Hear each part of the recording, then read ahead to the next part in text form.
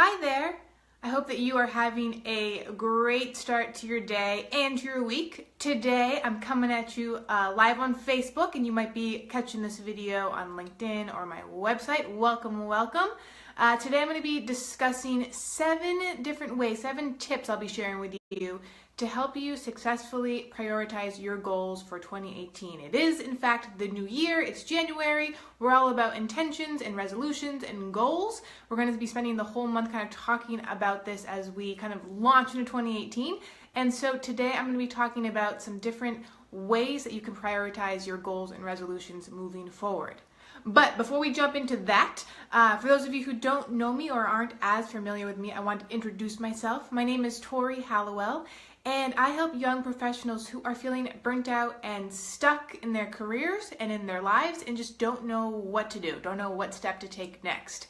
And I come at you every week sharing different tips and strategies and stories and examples to kind of help you, kickstart your career or your life or make some positive changes. A couple years ago, I, in fact, was burnt out in my previous career. I felt like my brain was dying. I was feeling unmotivated, unchallenged, underappreciated, and it took me a while to kind of figure out what steps I needed to take to kind of move through that and move past it. And since then, I've kind of embarked on this journey of helping other young professionals who are also feeling stuck. And I do that through these weekly videos, through LinkedIn posts, and I have also created a resource guide full of some really great questions to consider and ask yourself, and some really awesome exercises that you can do to kind of help you figure out where you are in life and what direction you want to be heading. So to access that resource guide, it's super easy. You can go to my website, hallowellcoaching.com, or you can go to the link in my Facebook page and my LinkedIn profile and just click the link and download my guide, and you'll get it right into your inbox, and then we can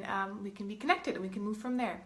But today we are talking about 7 different ways, different tips that you can start to implement into your life to create success for you as you move into 2018, in particular with your goals, your intentions, and your resolutions. Again, this month, for the whole month of January, we're going to be talking about how to create the best year ever for you. We've talked in the past about reflecting back into 2017 to see everything that you experienced, learned, and accomplished, and from there, that exercise helped you figure out which areas of your life you want to work on moving forward in 2018, what goals you want to create for yourself, what resolutions you want to work on. So now that you have your goals, your resolutions, and your intentions, we then last week talked about how to break bad habits or old habits and implement and create better and healthier, newer habits. We talked about the 3-step habit loop and my favorite book from 2017. So if you missed that, go watch the replay video. And so today, now that we've kind of talked about everything we did in 2017, now that we have our goals, have our intentions, know how to break habits, we're going to talk about today how to prioritize these goals and how to really fit them into your really busy lives and schedules. So I'm going to be sharing with you 7 different tips. I do have some notes with me in case I get sidetracked or forget. So we're going to jump right in.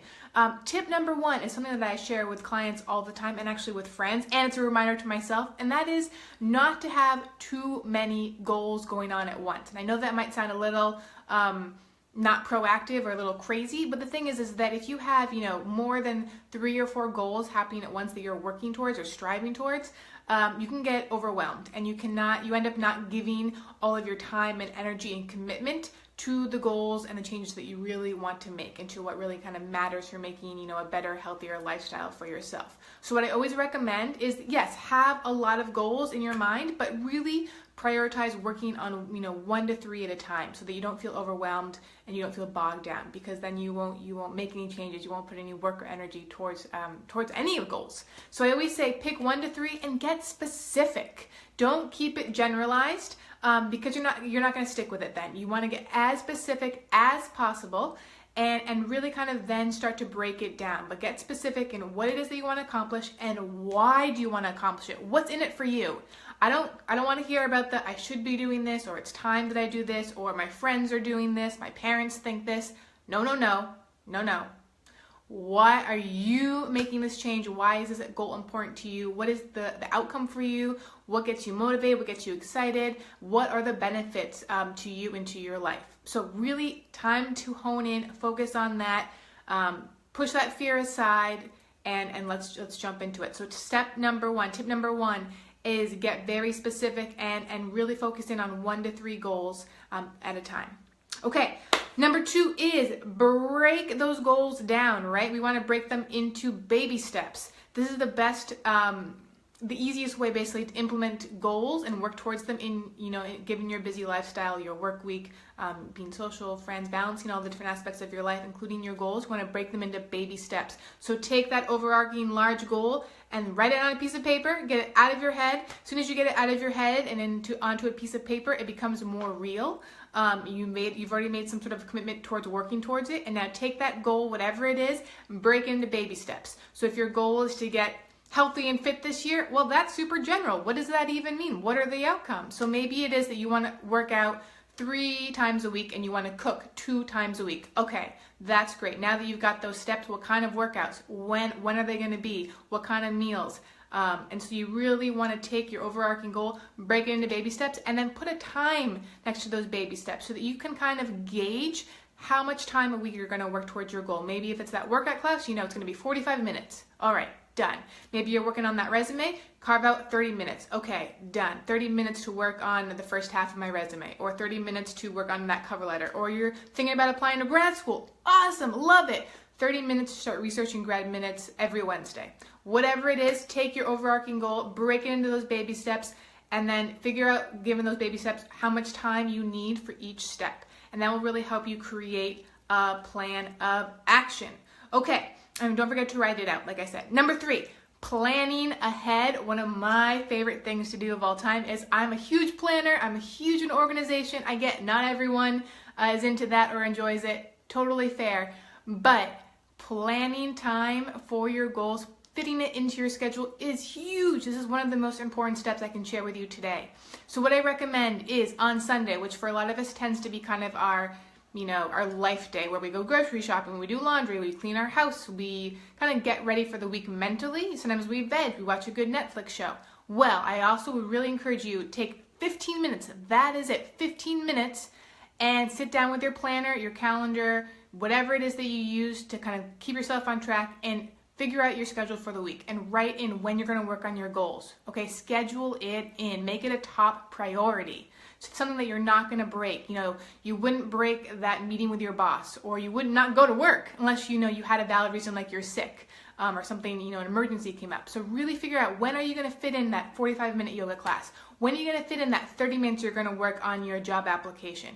And write it into your Google Calendar, or if you're old school like me, write it into your calendar and really carve out that chunk of time and prioritize it and commit to it. Again, as soon as you write it out or create, event reminder, you are committing to it. You've carved out that time for yourself and for your goal. So step number 3 is huge.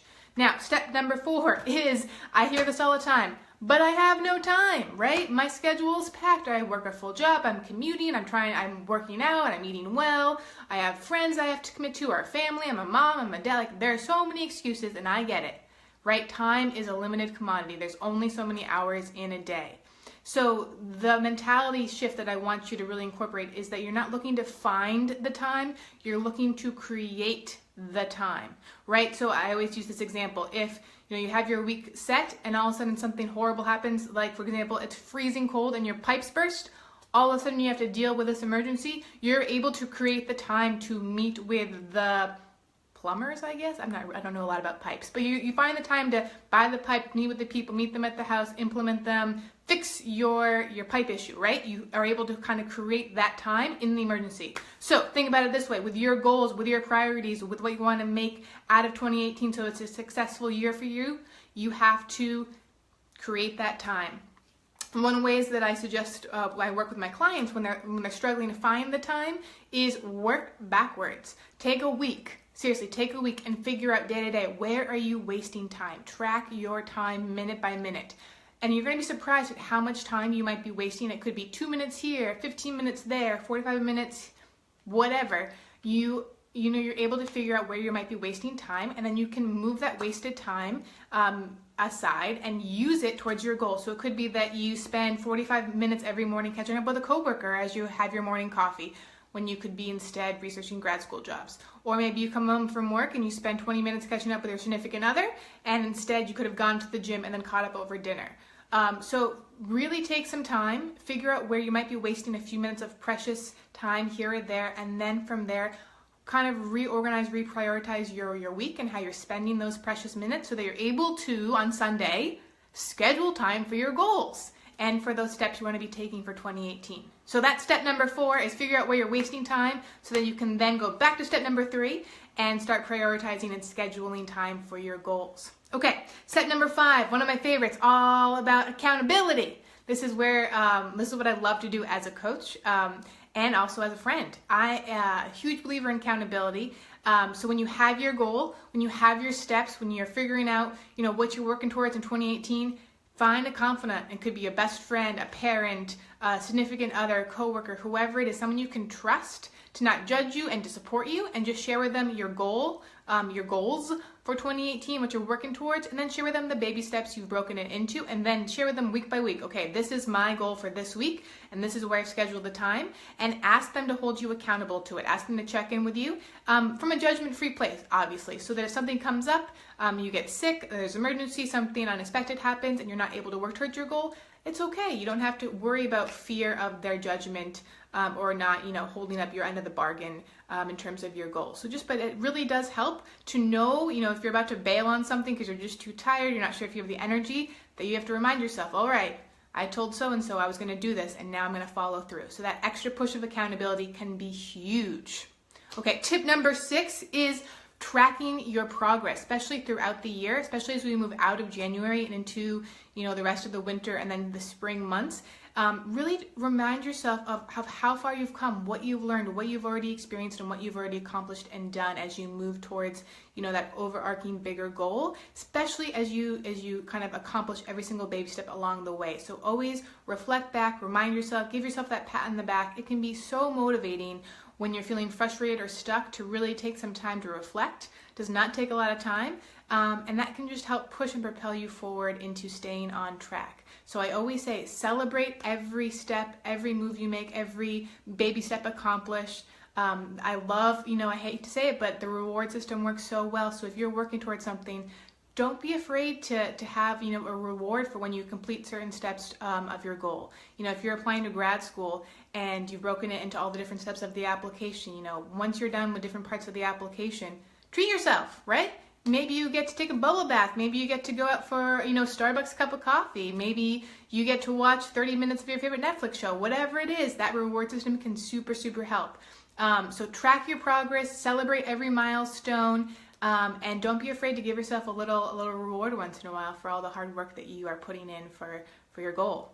And tip number 7 is, if you get sidetracked, if you fall off the wagon, if you, forget your goal for a couple of weeks because all these crazy things are happening, and you feel like, it's too late, there's no need to go back to it, stop right there. Just always hop back on track whenever you can. It's really okay if you get sidetracked for a little bit, but remember, every single tiny step, every move counts towards building towards, a successful 2018, a successful life, that you're looking to create for yourself. So I always say, if you get sidetracked, forgive yourself. Don't live in the land of guilt or shame, or self-doubt or resentment. That's a terrible place to be, and it's hard to get out of that place. So I always say, pick yourself up, reach out to a friend, reach out to me. I'm happy to support you, but just know, forgive yourself. Life is too short not to forgive yourself, and then just get back on track. Go back to these tips, figure out your next move, your next step, prioritize it, and go for it. So we're not here to live in that land of doubt or shame. We are here to live in the land of positivity and productivity and living with intention. So I hope these 7 tips have helped you prioritize your goals for 2018. It's going to be an awesome year. I'm here for you every step of the way to help hold you accountable, to motivate you, share with you different tips and strategies, and of course to support you. So if this video has helped you at all, if it's remotivated you for 2018, if you've already kind of lost track of your goal and now you're geared up again to get back at it, awesome. Glad I could do that and be there for you. If this video has helped you at all, if it's resonated with you at all, then please share it. Send it to a friend. Share it on your Facebook page or on your LinkedIn account. Comment. Send me a message. I would love to hear from you. And if you feel like, okay, I have some goals, but I'm just not sure how to implement them or where to start, I feel a little overwhelmed and stuck, never fear, I am here. Reach out. I am here to help you and support you on your journey, and I would love to connect. So please reach on out, and I look forward to picking up again next week as we continue talking about different ways that we can make this year the best year yet. So until then, stay warm and have a wonderful week. Bye.